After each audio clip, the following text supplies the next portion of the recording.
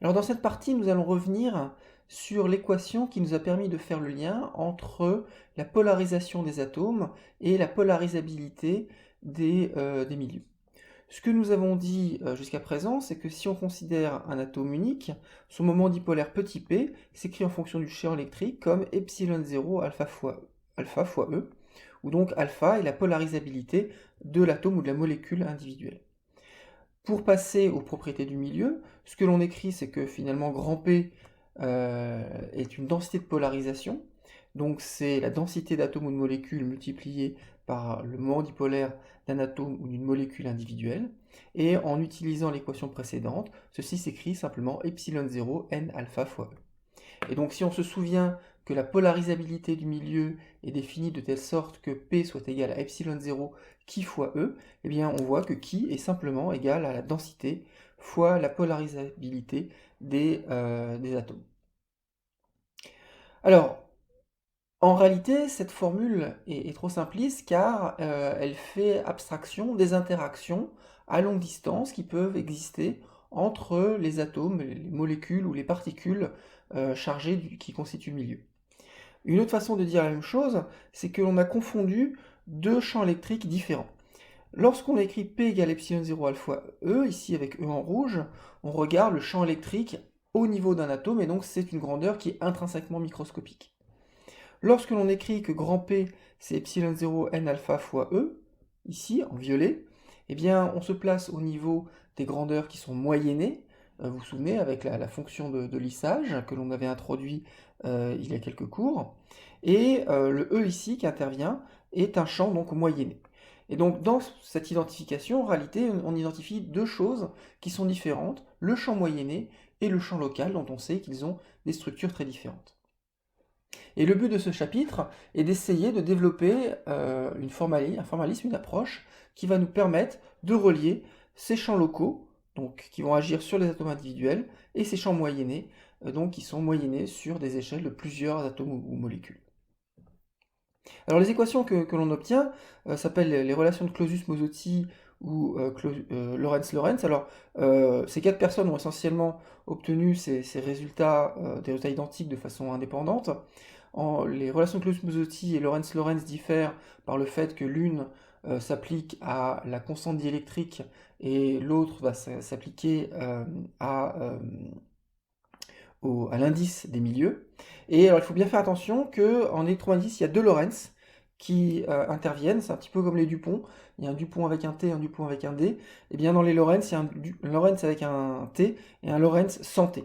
Alors le plus connu c'est Hendrik Lorentz avec le T, c'est celui des transformations de Lorentz qu'on a déjà vu, et qui a essentiellement élaboré toute la théorie de la structure microscopique de la matière à la fin du XIXe siècle et au début du XXe siècle, ce qui l'a amené à introduire les transformations de Lorentz pour comprendre les propriétés de l'électromagnétisme. L'autre Lorentz, Ludwig Lorentz, sans T, lui, c'est un physicien danois.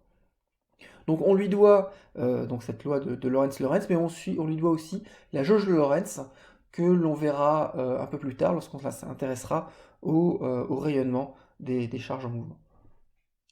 Donc bien faire attention, il y a deux Lorentz qui interviennent en physique. Alors, donc, comme on l'a dit, on voudrait revenir un petit peu sur cette dualité entre champ moyenné et champ local. Alors pour ça, on va revenir sur le calcul du champ électrique à l'intérieur d'un milieu diélectrique. Alors ce que l'on a vu, c'était que le potentiel électrostatique généré par un dipôle s'écrivait comme V de R est égal à P scalaire R sur 4 pi epsilon 0 fois R3. Et donc si je cherche à calculer le champ électrique généré par ce potentiel, E, ça va être moins gradient de V. Et donc en écrivant la dérivée du produit, ça va être moins 1 sur 4 pi epsilon 0 fois le gradient de P scalaire R sur R3 plus P scalaire R fois le gradient de 1 sur R3. Alors, le gradient de P scalaire R, le gradient de P scalaire R peut s'écrire en notation d'Einstein de la façon suivante, c'est la dérivée par rapport à la coordonnée i de pj xj, donc ça c'est le produit scalaire de p avec r, le vecteur position, et donc la dérivée est triviale puisqu'on va avoir la dérivée de xj par rapport à la coordonnée i, ça va faire delta ij, et donc ceci est égal à p. Donc ce vecteur-ci n'est rien d'autre que le vecteur p.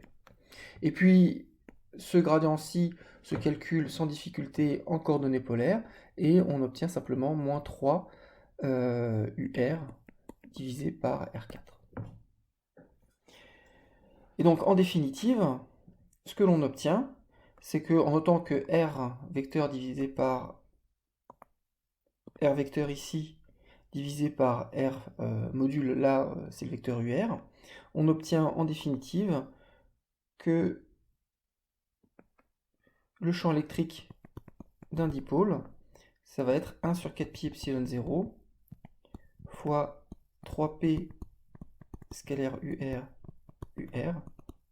moins P. Et donc comme on l'a dit, c'est la dérivée de ce potentiel P scalaire R divisé par 4 pi epsilon 0 R3. Alors, ce que l'on remarque, c'est que ce potentiel ici varie comme 1 sur R cube.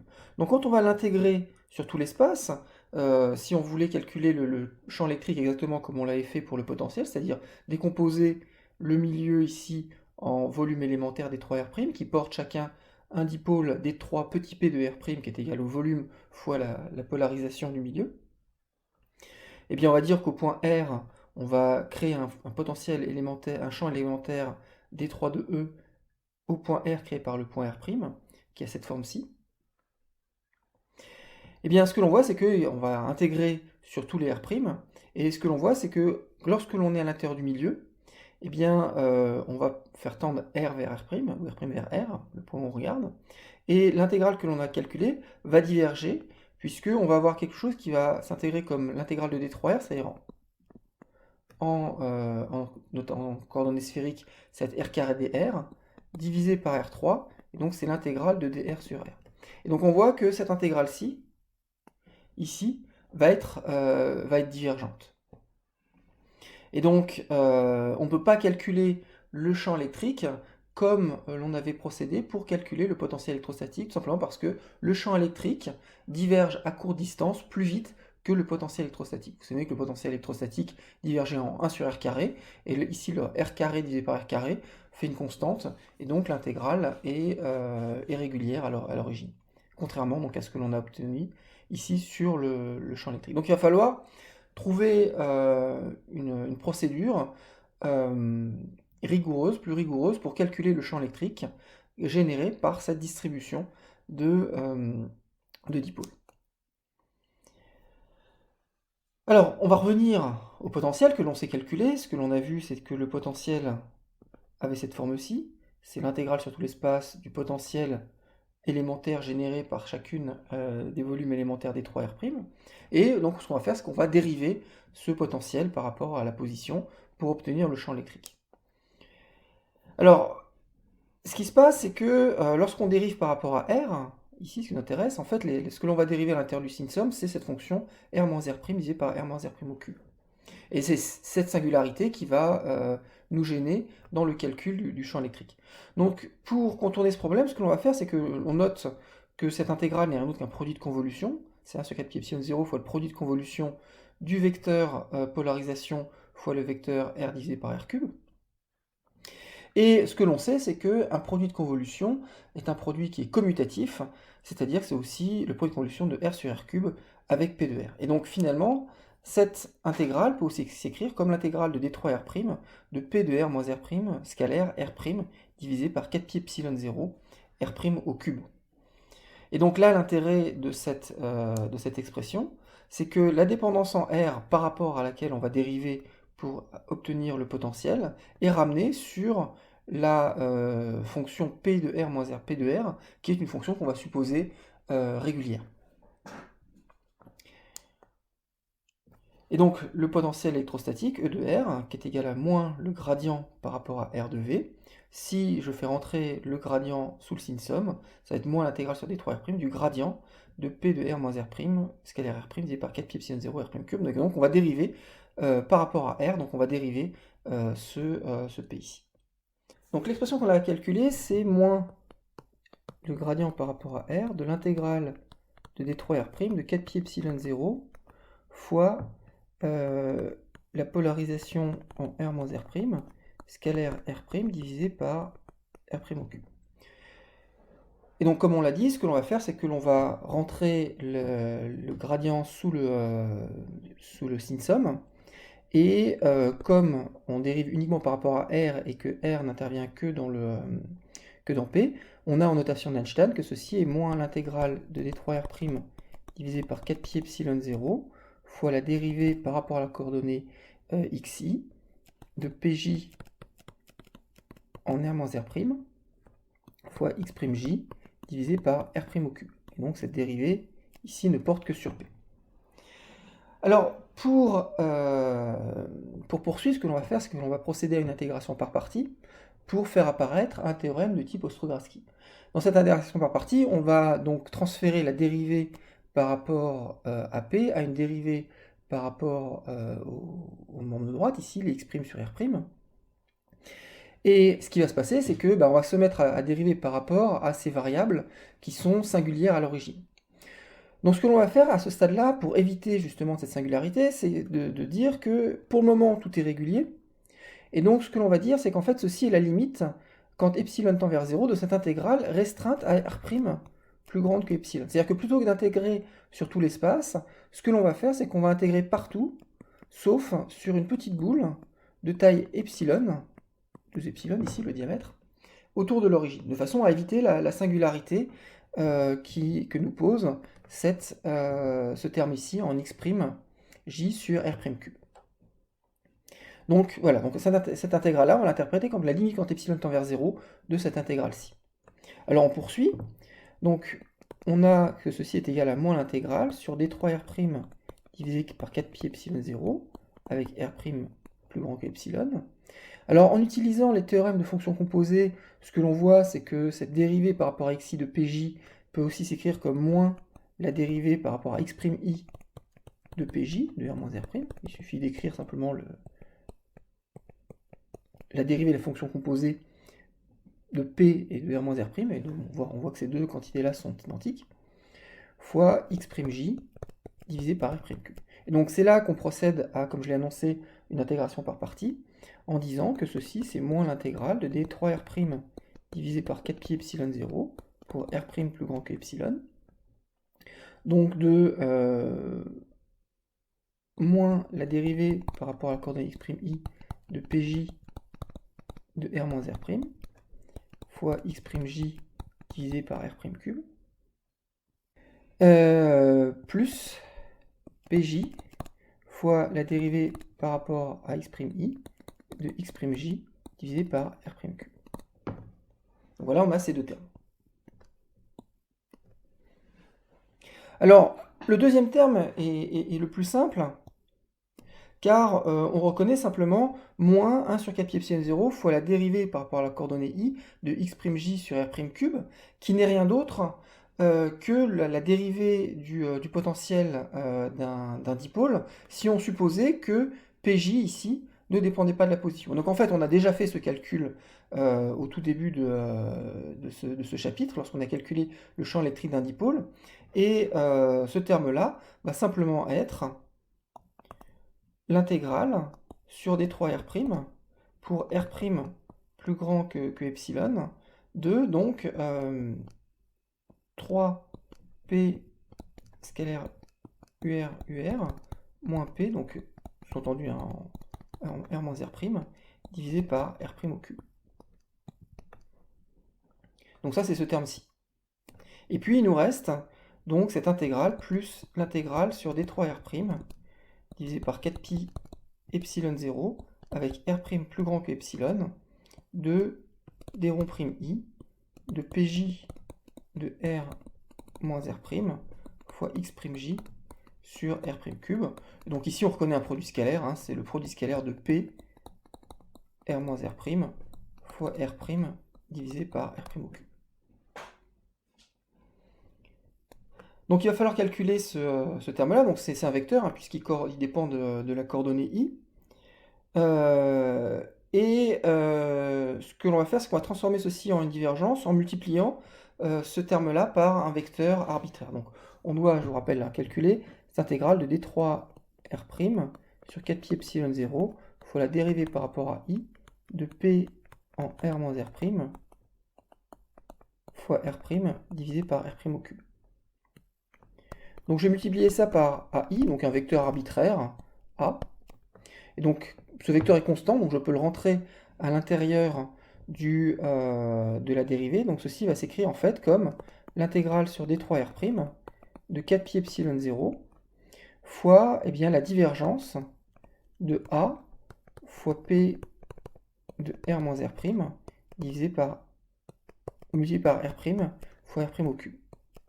Et donc là, je reconnais un théorème, l'intégrale volumique d'une divergence, que l'on peut écrire comme une intégrale de surface grâce au théorème de Strogatsky.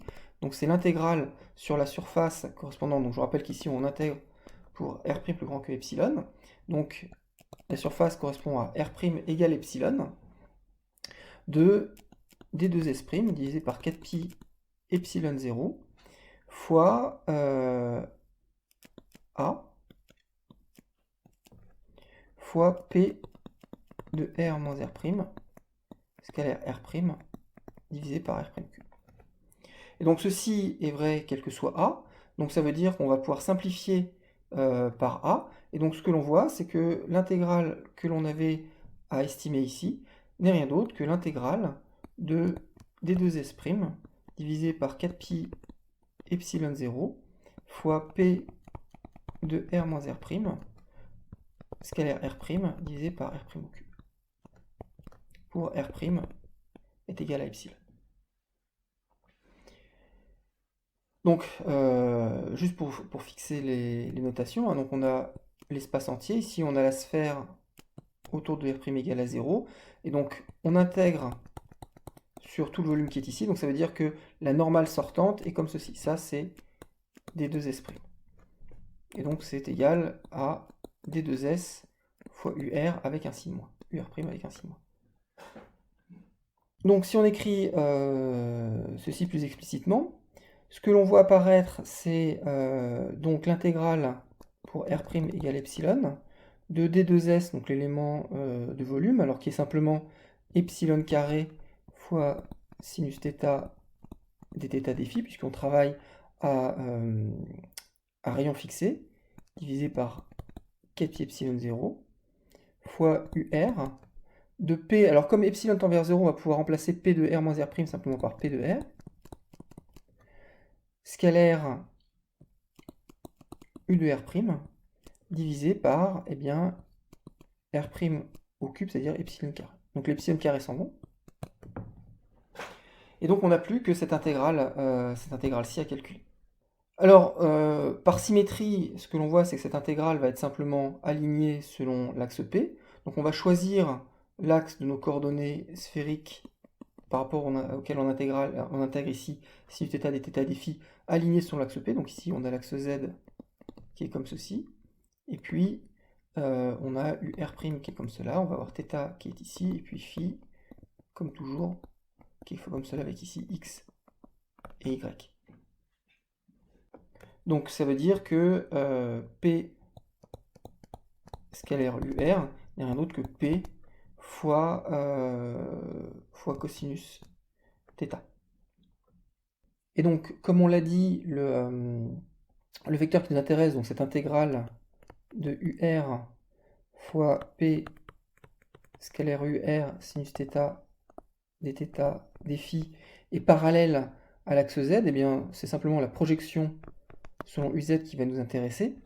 Donc ceci va s'écrire finalement comme P fois l'intégrale de cosinus θ, qui est le produit scalaire de UR avec UZ, fois cosinus θ, qui est le produit scalaire de P avec UR, fois d de cosinus θ, fois dφ. Et donc ceci va s'intégrer sans difficulté, puisqu'on va avoir un P multiplié par l'intégrale de cosinus carré des cosinus θ entre moins 1 et 1, ça va faire un facteur 2 tiers, fois un facteur de pi. Et donc ceci est égal à 4pi sur 3 fois p. Et donc ce que l'on obtient pour l'intégrale au voisinage de l'origine, c'est simplement, on avait donc l'intégrale de tout ceci divisé par 4pi epsilon 0, ça va nous donner simplement p divisé par 3 epsilon 0. Donc en définitive, ce que l'on obtient, c'est que l'expression du champ électrique s'écrit de la façon suivante. Donc on a le terme d'intégrale du champ dipolaire ici, donc le U de R' correspond au vecteur unitaire qui relie le point R au point R', qui n'est rien d'autre que la contribution des dipôles électrostatiques qui sont à une distance plus grande que epsilon du point R où l'on regarde. C'est dans un certain sens le résultat que l'on aurait écrit intuitivement, mais pour lequel on a exclu le voisinage du point où on observe. Et la contribution des dipôles au voisinage du point R, donc dans cette boule de taille epsilon autour du point R, va s'écrire comme moins P sur 3 epsilon 0. Donc on voit ici deux contributions, une contribution qui provient de l'extérieur du voisinage du point R, et puis une contribution qui provient du voisinage immédiat du point où l'on regarde le champ électrique.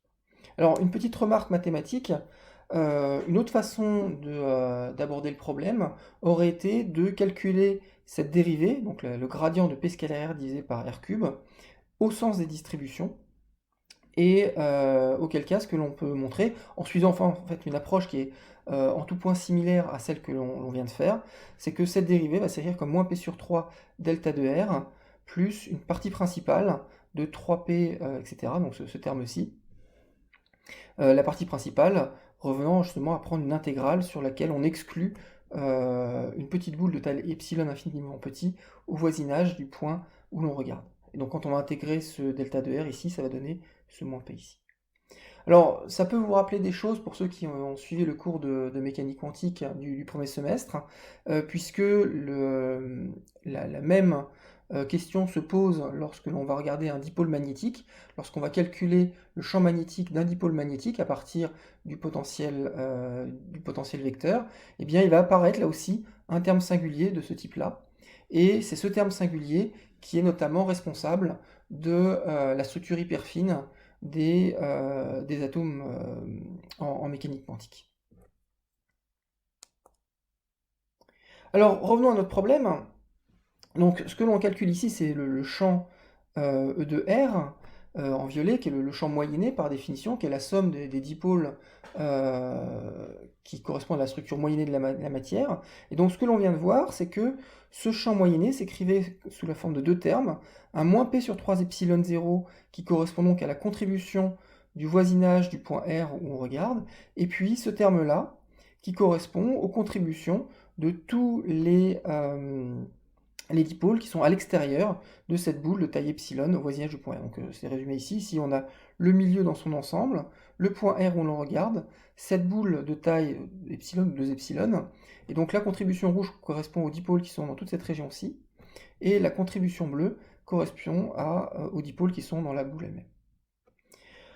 Donc ce que l'on va dire, c'est que lorsque je regarde l'atome unique, ici, eh bien, le champ électrique auquel il va répondre, c'est le champ électrique des dipôles, des atomes ou des molécules qui ne le constituent pas. Donc c'est justement toute cette région rouge autour de la zone de taille epsilon, si on suppose que la zone la région de taille epsilon contient uniquement l'atome que l'on regarde.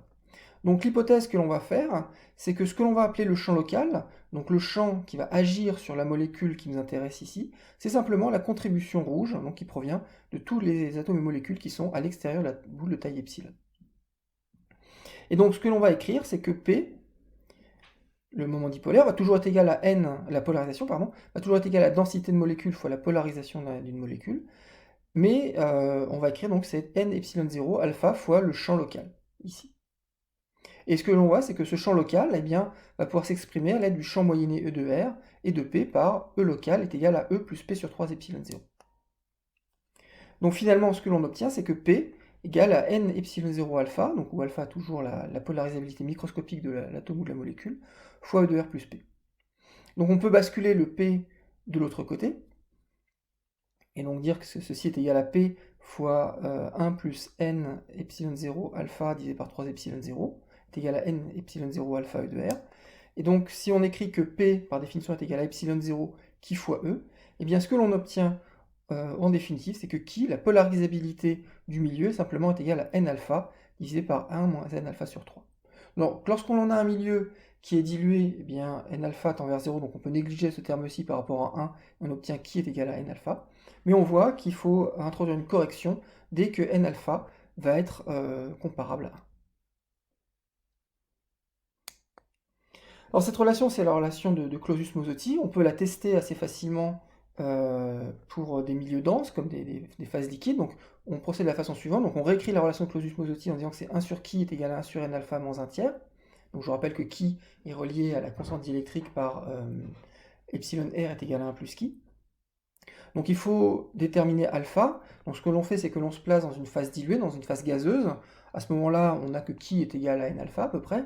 On peut négliger les corrections du haut champ local. Et connaissant la densité, on en déduit alpha. Et ensuite, on peut regarder sur le même élément ce qui va se passer dans une phase dense, dans une phase liquide. Et voilà ce que l'on obtient. Donc pour plusieurs liquides, donc de l'argon, de l'oxygène, CCl4, CCl2, etc. La courbe en trait pointillé est simplement qui, 1 sur qui est égal à 1 sur n alpha, donc qui passe par 0 ici. Et puis la courbe en trait jaune, la courbe jaune ici, c'est la loi de Clausius-Mozotti, 1 sur qui est égal à 1 sur n alpha moins 1 tiers, donc qui est décalé de 1 tiers par rapport à la loi diluée. Et on voit qu'effectivement, tous les points considérés ici s'alignent quasiment parfaitement sur la prédiction de Clausius-Mozotti ou Lorentz-Lorenz. Et donc ceci valide l'approche que l'on a utilisée.